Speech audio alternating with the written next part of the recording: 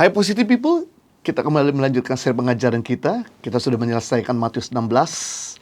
Kali ini kita akan masuk dalam Matius pasal 17. Mari kita lihat ayat pertama sampai yang ke-6. 6 hari kemudian, Yesus membawa Petrus, Yakobus, dan Yohanes saudaranya, dan bersama-sama dengan mereka ia naik ke sebuah gunung yang tinggi. Di situ mereka sendiri saja. Lalu Yesus berubah rupa di depan mata mereka. Wajahnya bercahaya seperti matahari dan pakaiannya menjadi putih bersinar seperti terang. Maka nampak kepada mereka Musa dan Elia sedang berbicara dengan dia. Kata Petrus kepada Yesus, "Tuhan, betapa bahagia kami berada di tempat ini. Jika engkau mau, biarlah kudirikan di sini 3 kemah. 1 untuk engkau, 1 untuk Musa, dan 1 untuk Elia." Dan tiba-tiba sedang ia berkata-kata, turunlah awan yang terang menaungi mereka. Dan dari dalam awan itu terdengar suara yang berkata, "Inilah anak yang kukasihi, kepadanya aku berkenan, dengarkanlah dia." Mendengar itu tersungkurlah murid-muridnya, dan mereka sangat ketakutan.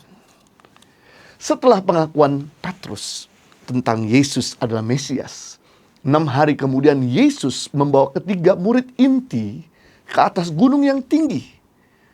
Menurut beberapa penafsiran ini bukan gunung Hermon, tapi gunung Tabor, untuk berdoa pada malam hari. Pada saat itu murid-murid menyaksikan transfigurasi Yesus, yaitu penampakan kemuliaan Yesus dengan wajah dan pakaian Yesus bagaikan matahari dan terang, menandakan betapa berkilaunya sehingga mereka tak sanggup menatap secara kasat mata. Disertai munculnya Musa yang mewakili hukum Taurat dan Nabi Elia mewakili para nabi, sedangkan Yesus adalah penggenapan hukum Taurat dan nubuat para nabi. Yang menjadi pertanyaan di sini adalah kenapa Yesus membawa hanya 3 murid terdekat ini, yaitu Yakobus, Yohanes, dan Petrus. Berkali-kali seringkali Yesus membawa 3 murid intinya. Waktu di Gunung Tabor, hendak melihat kemuliaan, Tuhan Yesus bawa 3 murid ini. Pada waktu di mana Lukas pasal 8 ayat 51, saat anak Yairus meninggal, kemudian Yairus meminta sebagai kepala rumah ibadat waktu itu, sinagoga, untuk Yesus bisa menyembuhkan anaknya. Dan ketika Yesus masuk ke dalam kamar, yang cuman diundang masuk ke dalam rumah, yaitu Petrus, Yakobus, dan Yohanes. Pada saat Yesus berdoa di Taman Getsemani, dalam keadaan gentar, takut, dalam keadaan stres, sekali lagi yang Yesus ajak 3 murid ini, yaitu Petrus, Yakobus, dan Yohanes. Berarti kita bisa melihat, kalau kita mau menjadi sahabat karib Yesus, atau kita mau melihat kemuliaan Tuhan, maka kita harus punya karakter 3 murid inti Yesus, Petrus, Yakobus, dan Yohanes. Mari kita bahas. Yang pertama, kita belajar dari Petrus, gambaran dari iman, atau iman yang teguh. Iman artinya mempercayai dan melakukan apa yang Tuhan katakan. Karena percaya itu pasif, iman itu aktif. Percaya itu pasif, iman itu aktif. Contoh, saya percaya bahwa air ini bisa menghapuskan dahaga saya. Namun dengan saya percaya saja, tidak bertindak, tidak keluar dari tempat duduk, tidak keluarin dompet, tidak keluarin uang, dan kemudian mengambil air minum, tidak akan mungkin dahaga saya haus. Dahaga saya haus ketika saya mulai bertindak dari rasa nyaman saya untuk mendekat dan mengambil air tersebut. Nah, sama hal. Banyak orang percaya Tuhan bisa memberkati, tapi disuruh menabur, tidak mau. Iman berarti kita mempercayai dan melakukan apa yang Tuhan katakan. Banyak orang percaya bisa Tuhan buka tingkap-tingkap langit, tapi disuruh mengampuni nggak mau. Padahal kata mengampuni artinya melepas. Karena tidak mengampuni artinya menahan. Berarti kalau kita melepaskan pengampunan, surga akan melepaskan anugerah. Tapi kalau kita menahan pengampunan, surga akan menahan anugerah. Berikutnya, banyak orang percaya Kita bisa bebas dari corona, tapi disuruh menjalankan protokol susah minta ampun. Banyak orang percaya kita bisa kurus, tapi disuruh diet, disuruh olahraga, nggak mau. Itu semua nggak bisa terjadi kalau kita hanya cuma percaya.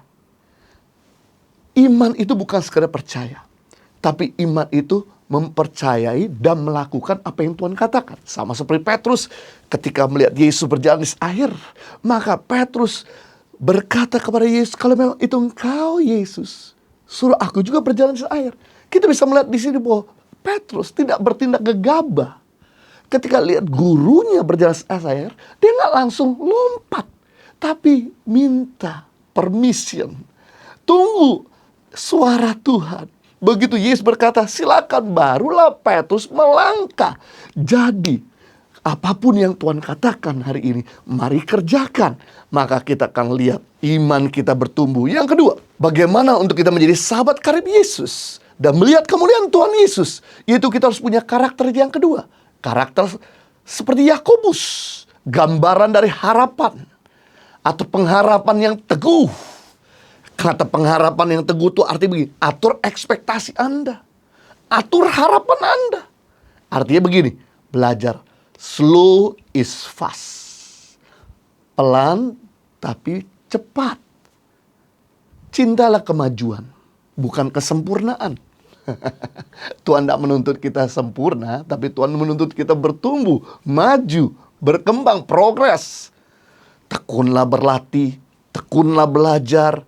Walaupun mungkin kita tidak bisa, pasti kita jadi bisa. Kalau kita tekun berlatih bahasa Inggris, cepat atau lambat kita akan bisa bahasa Inggris. Kalau kita mungkin tidak bisa masak, tapi tekun kita latihan masak, pasti kita akan bisa masak. Hari-hari ini di zaman COVID, banyak sekali ibu-ibu dan beberapa yang muda-muda yang nggak bisa masak jadi bisa masak. Yang nggak pernah jualan jadi bisa jualan. Kenapa? Karena latihan. Yang tadi nggak pernah presentasi di depan kamera mulai bisa belajar presentasi. Begitu banyak YouTuber yang mulai bermunculan di masa COVID. Why? Karena mereka berlatih. Anda gagal bukan karena Anda bodoh. Anda gagal karena Anda kurang latihan. Anda berhasil bukan Anda jenius, karena Anda berhasil karena Anda sering berlatih. Berikutnya, mengatur ekspektasi itu small is big. Artinya gini, setia dalam perkara kecil. Jangan anggap enteng hal-hal kecil, karena itulah yang mendatangkan hal-hal besar. Luar biasa, kita perhatikan di sini. Selalu Alkitab menunjukkan kepada kita hal-hal kecil dapat menjadi hal-hal besar. Perkara kecil akan bisa melakukan perkara besar. Musa memakai tongkat yang kecil bisa membelah laut yang besar. Itu laut berau. Simpson mengalahkan 10.000 orang Filistin dengan hanya cuma menggunakan rahang keledai. Daud yang kecil bisa mengalahkan Goliat yang badannya 3 kali lebih besar dari Daud. Hanya cuma mengalahkan dengan 5 batu yang kecil. Amazing. Yesus memberi makan 5.000 orang hanya dengan 5 roti dan 2 ekor ikan. Yesus memberi makan 4.000 orang hanya dengan 7 roti dan beberapa ikan. Sedikit ragi sudah menghamirkan seluruh adonan. Sedikit garam sudah memberi rasa masakan. Yesus berkata, asalkan kau punya iman sebesar biji sawi. Biji sawi lebih kecil dari telur cecek, maka kamu bisa memindahkan gunung dari utara ke selatan, dari barat ke timur. Wow, amazing. Cintalah perkara kecil, jangan anggap remeh. Hal-hal kecil, kerjaanmu yang kecil, yang sederhana, tanggung jawabmu yang kecil, sederhana. Jangan jealous sama orang lain. Jangan iri dengan apa yang orang lain punya. Tapi kerjakanlah apa yang Tuhan sudah percayakan di tangan kita. Maka hal itulah yang akan mendatangkan perkara-perkara besar. Berikutnya, mengatur ekspektasi. Artinya gini, fail fast and fail forward. Kasih ruangan untuk bereksperimen. Kasih ruangan terjadi kesalahan. Jangan down kalau Anda lakukan kesalahan atau kegagalan. Jangan menyerah. Kegagalan hanya cuma keberhasilan yang tertunda. Gagal itu normal. Yang tidak normal adalah tinggal dalam kegagalan. Perhatikan semua king of success in the Bible. They were king of failure. Semua orang-orang sukses dalam Alkitab, mereka adalah orang-orang yang gagal sebelumnya. Perhatikan champion in the world, mereka adalah orang yang berkali-kali melakukan gagal, tapi mereka terus bangkit. Yang ketiga, kita belajar bagaimana untuk jadi sahabat karib Yesus dan mau melihat kemuliaan Tuhan, yaitu kita belajar dari murid Yesus yang ketiga, yaitu kita belajar seperti Yohanes, gambaran kasih yang nyata. Kasih berbicara memberi yang terbaik untuk orang yang lebih baik. Untuk memberi yang terbaik, kita masih harus jadi yang terbaik. Kita bisa memberi yang terbaik sekalipun kita belum kaya raya. Kita bisa memberi yang terbaik sekalipun kita belum lulusan S1. Kita bisa memberi yang terbaik sekalipun kita belum jadi pemimpin. Kita bisa memberi yang terbaik dengan apa yang ada pada kita. Yang menjadi pertanyaan, dari mana saya tahu? Apakah saya sudah memberi yang terbaik atau belum? Gampang. Dengan melihat apakah kehadiran kita di rumah membuat rumah lebih harmonis, membuat rumah lebih bahagia, keluarga lebih damai, atau sebaliknya.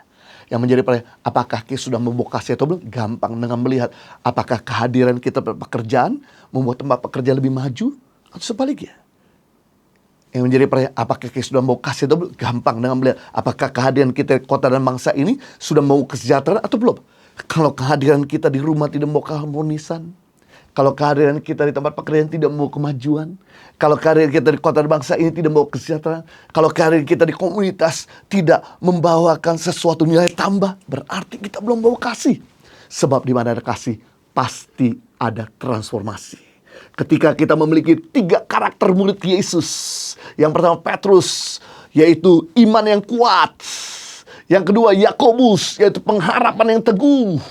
Yang ketiga yaitu Yohanes, kasih yang nyata. Ketika kita punya 3 karakter ini, iman yang kuat, pengharapan yang teguh, dan juga kasih yang nyata, maka kita akan menjadi sahabat karib Yesus dan melihat kemuliaan Tuhan. Salam pengharapan, salam iman, dan salam kasih. Tuhan Yesus memberkati.